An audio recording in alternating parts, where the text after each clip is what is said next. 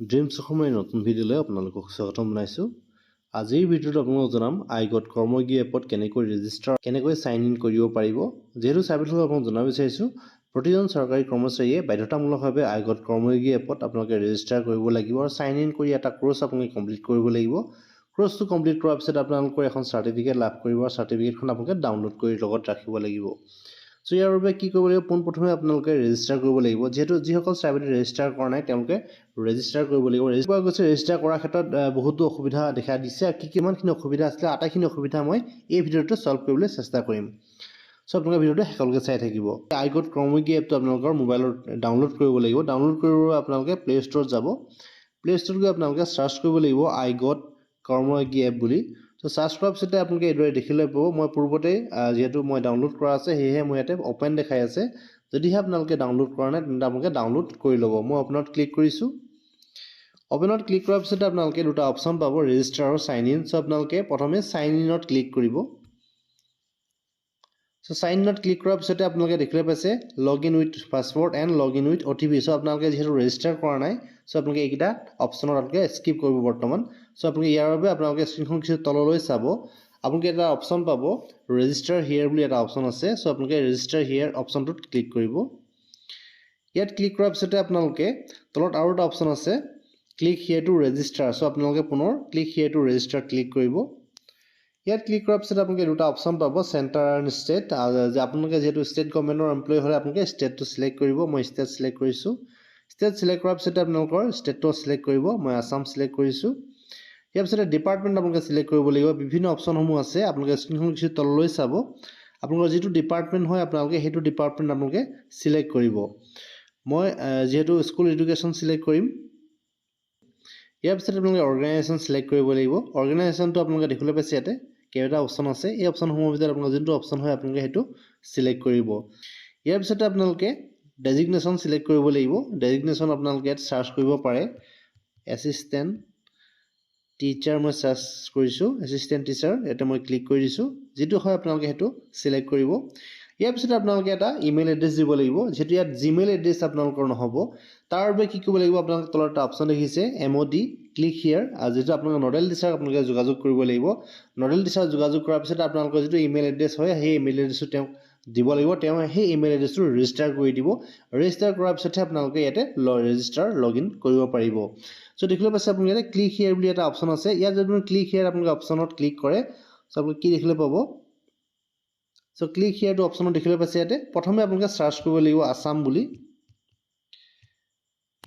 দেখিবলৈ পাইছে আছাম বুলি চাৰ্চ কৰিছোঁ। আছাম বুলি চাৰ্চ কৰাৰ পিছতে আপোনালোকে দেখিবলৈ পাব যিমানখিনি অসমৰ ডিপাৰ্টমেণ্ট আছে আটাইখিনি ডিপাৰ্টমেণ্ট আপোনালোকে ইয়াতে দেখিবলৈ পাব। সো আপোনালোকৰ যিটো ডিপাৰ্টমেণ্ট হয় সেই ডিপাৰ্টমেণ্টটো আপোনালোকে চিলেক্ট কৰি ল'ব। চিলেক্ট কৰাৰ পিছতে আপোনালোকে নডেল অফিচাৰ আছে, সেই নডেল অফিচাৰক আপোনালোকে ইমেইল কৰিব লাগিব। ইমেইল কৰাৰ পিছতে আপোনালোকৰ ইমেইল এড্ৰেছ, সেই ইমেইল এড্ৰেছটো তেওঁ দিব লাগিব। তেওঁ ৰেজিষ্টাৰ কৰি দিব। ৰেজিষ্টাৰ কৰি দিয়াৰ পিছতহে আপোনালোকে ইয়াতে লগ ইন কৰিব পাৰিব। দেখিবলৈ পাইছে আপোনালোকে কল্পনা ডেকা স্কুল এডুকেশ্যন ডিপাৰ্টমেণ্ট। আপোনালোকে ইয়াতে ক্লিক কৰিব লাগিব। কল্পনা দেখিবলৈ পাইছে এটা লিংক দিয়া হৈছে, সেই লিংকটোত আপোনালোকে ক্লিক কৰিব লাগিব। এইদৰে লিংকটোত ক্লিক কৰাৰ পিছতে আপোনাৰ অফিচাৰজন আছে, নডেল অফিচাৰজনক আপোনালোকৰ ইমেইল এড্ৰেছটো অৰ্পণ কৰিব লাগিব। তেওঁক ইমেইল কৰিব লাগিব। তেওঁক ইমেইল কৰাৰ পিছতে আপোনালোকৰ যিটো ইমেইল এড্ৰেছ হ'ব তেওঁ ৰেজিষ্টাৰ কৰি দিব। ৰেজিষ্টাৰ কৰি দিয়াৰ পিছতে আপোনালোকে এই যি আইগট কৰ্ময়োগী এপত আপোনালোকে ইমেইল দি ৰেজিষ্টাৰ কৰিব পাৰিব। নেক্সট ক্লিক কৰাৰ পিছতে আপোনালোকৰ মোবাইল নম্বৰটো ৰেজিষ্টাৰ কৰিব লাগিব। আপোনালোকে পুনৰ মোবাইল নম্বৰটো এণ্টাৰ কৰি আপোনালোকে চেণ্ড OTP ক্লিক কৰিব। চেণ্ড OTP ক্লিক কৰাৰ পিছতে আপোনালোকৰ মোবাইলৰ আৰু এটা OTP আহিব। সেই OTPটো আপোনালোকে ছাবমিট কৰি দিব। ছাবমিট কৰাৰ লগে লগে আপোনালোকৰ ৰেজিষ্ট্ৰেশ্যন প্ৰক্ৰিয়াটো সমাপ্ত হৈ যাব। তাৰপিছত আপোনালোকে পুনৰ সাইন ইনত ক্লিক কৰিব। সাইন ইনত ক্লিক কৰাৰ পিছত আপোনালোকে লগ ইন উইথ OTP দেখিবলৈ পাইছে। আপোনালোকে লগ ইন উইথ পাছৱৰ্ডত আপোনালোকে নাযাব, লগ ইন উইথ OTPত পুনৰ ক্লিক কৰিব। ইয়াত ক্লিক কৰাৰ পিছতে আপোনালোকৰ যি ৰেজিষ্টাৰ মোবাইল নম্বৰটো আছে পুনৰ আপোনালোকে ইয়াতে এণ্টাৰ কৰি দিব। মোবাইল নম্বৰ এণ্টাৰ কৰাৰ পিছতে আপোনালোকে ৰিকুৱেষ্ট OTPত ক্লিক কৰিব। ইয়াৰ পিছতে আপোনালোকৰ মোবাইলৰ এটা OTP আহিব। OTPটো আপোনালোকে ইয়াতে এণ্টাৰ কৰি দিব। এণ্টাৰ কৰাৰ পিছত আপোনালোকে ছাবমিটত ক্লিক কৰি দিব। তেতিয়াহ'লে ছাবমিটত ক্লিক কৰাৰ পিছতে আপোনালোকৰ এইদৰে হোম পেজটো খোল খাই যাব। আইগট কৰ্ময়োগী এপৰ যি হোম পেজ দেখিবলৈ পাইছে আপোনালোকে, এই হোম পেজটো আপোনালোকৰ এইদৰে খোল খাই যাব। ইয়াত দেখিলে পাইছে আপোনালোকৰ প্ৰফাইলটো 16% মোৰ যেহেতু মোৰ প্ৰফাইলটো কমপ্লিট হৈ আছে যদি আপোনালোকে এই প্ৰফাইলটো আপডেট কৰিব বিচাৰে আপোনালোকৰ এটা কলা সাৰ্কুলাৰ হৈ আছে আপোনালোকে ইয়াতে ক্লিক কৰিব পাৰে ইয়াত ক্লিক কৰাৰ পিছতে আপোনালোকৰ ভিউ প্ৰফাইলত আপোনালোকে ক্লিক কৰি আপোনালোকৰ প্ৰফাইলটো আপডেট কৰিব পাৰে যেহেতু মই প্ৰফাইল আপডেট নকৰোঁ দেখিলে পাইছে আপোনালোকে কেনেকৈ আপোনালোকে কোৰ্সটো কমপ্লিট কৰিব আপোনালোকক জনাব বিচাৰিছোঁ যেহেতু আপোনালোকে এটা কোৰ্স কমপ্লিট কৰিব লাগিব আৰু কোৰ্সটো কমপ্লিট কৰাৰ পিছতে আপোনালোকে সাৰ্টিফিকেটখন লাভ কৰিব আপোনালোকক কেনেকৈ কোৰ্সটো কমপ্লিট কৰিব কেনেকৈ সাৰ্টিফিকেট ডাউনলোড কৰিব এই বিষয়ে জনাব বিচাৰিছোঁ ইয়াৰ বাবে আপোনালোকে পুনৰ এক্সপ্লোৰ কন্টেন্ট বুলি এটা অপচন দেখিছে আপোনালোকে নিশ্চয় ওপৰত সো আপোনালোকে পুনৰ এক্সপ্লোৰ কন্টেন্টত ক্লিক কৰিব লাগিব ইয়াত ক্লিক কৰাৰ পিছতে আপোনালোকে ল্যাঙ্গুৱেজ সিলেক্ট কৰিব পাৰে কি ল্যাঙ্গুৱেজত আপোনালোকে কোৰ্সটো কমপ্লিট কৰিব পাৰে আসামিজ আছে ওড়িয়া আছে তললৈ আপোনালোকে চাব ইংলিশ আছে দেখিছে নিশ্চয় ইংলিশ আছে আসামিজ আছে ওড়িয়া আছে মই যেহেতু অসমীয়াটো সিলেক্ট কৰিছো মই কোৰ্স এটা কমপ্লিট কৰিব বিচাৰিছো ইয়াৰ পিছতে মই দেখাব বিচাৰিছো কোৰ্স এটা কেনেকৈ কমপ্লিট কৰিব অসমীয়া সাবজেক্টটো মই সিলেক্ট কৰিছো দেখিলে পাইছে আপোনালোকে বন্য বুলি এটা কোৰ্স আছে সেই বন্য কোৰ্সত মই ক্লিক কৰিছো ইয়াত ক্লিক কৰাৰ পিছতে আপোনালোকে তলত নিশ্চয় দেখিলে পাইছে এনৰোল বুলি এটা অপচন আছে সো আপোনালোকে এনৰোলত ক্লিক কৰিব লাগিব এনৰোলত ক্লিক কৰাৰ পিছতে আপোনালোকৰ এটা ভিডিও প্লে হ'ব দেখিলে পাইছে আপোনালোকে 18 মিনিটৰ এটা ভিডিও প্লে হ'ব সেই ভিডিওটো আপোনালোকে সম্পূৰ্ণ চাব লাগিব ভিডিওটো সম্পূৰ্ণ চোৱাৰ পিছতহে আপোনালোকে এই কোৱেশ্চনসমূহ কমপ্লিট কৰিব পাৰিব বানপানী কি আৰু বানপানীৰ বিভিন্ন প্ৰকাৰৰ তালিকা প্ৰস্তুত কৰা বানপানীৰ কাৰণবোৰ বৰ্ণনা কৰা বানপানীৰ প্ৰভাৱসমূহ বৰ্ণনা কৰা বানপানীৰ পৰিস্থিতিত অনুসৰণ কৰিবলগীয়া সুৰক্ষা যেহেতু এই ভিডিওটোতে আটাইখিনি প্ৰশ্নৰ উত্তৰ সোমাই থাকে সো আপোনালোকে এই ভিডিওটো চালে আপোনালোকে প্ৰশ্নখিনিৰ উত্তৰ সহজে কৰিব পাৰিব যেহেতু 18 মিনিটৰ এটা ভিডিও আছে এই ভিডিওটো আপোনালোকে চাব লাগিব চোৱাৰ পিছত আপোনালোকে কোৱেশ্চনসমূহৰ আনসাৰ সহজে কৰিব পাৰিব সো ভিডিওটো কমপ্লিট হোৱাৰ পিছতে মই আপোনালোকক দেখাব বিচাৰিছো ইয়াৰ পিছত আপোনালোকে চূড়ান্ত মূল্যায়ন বুলি এটা অপচন আছে 15টা কোৱেশ্চন আছে দেখিলে পাইছে নিশ্চয় সো আপোনালোকে চূড়ান্ত মূল্যায়নত ক্লিক কৰিব লাগিব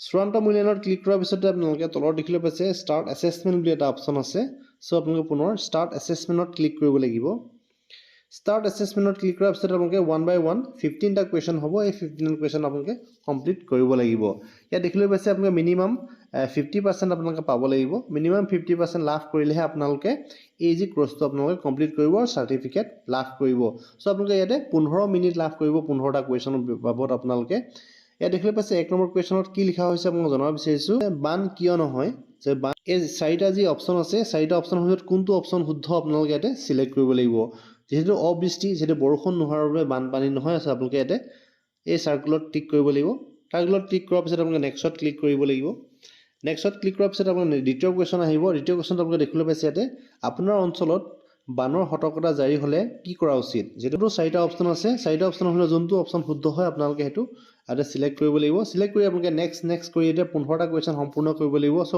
এইদৰে দেখিলে পাইছে শেষৰটো কোৱেশ্চন 15 নম্বৰ কোৱেশ্চনত কি উল্লেখ কৰা হৈছে মই জনাব বিচাৰিছো কোনটো পৰিমাত বানৰ বিপদ হ্ৰাস কৰিবলৈ সহায় কৰে এই দেখিলে পাইছে চাৰিটা অপচন আছে চাৰিটা অপচনৰ ভিতৰত আপোনালোকে যোনটো অপচন শুদ্ধ হয় আপোনালোকে এটো সিলেক্ট কৰিব লাগিব সো মই দেখিলে পাইছে এটো সিলেক্ট কৰিছো ইয়াৰ পিছতে মই ডানত ক্লিক কৰি দিছো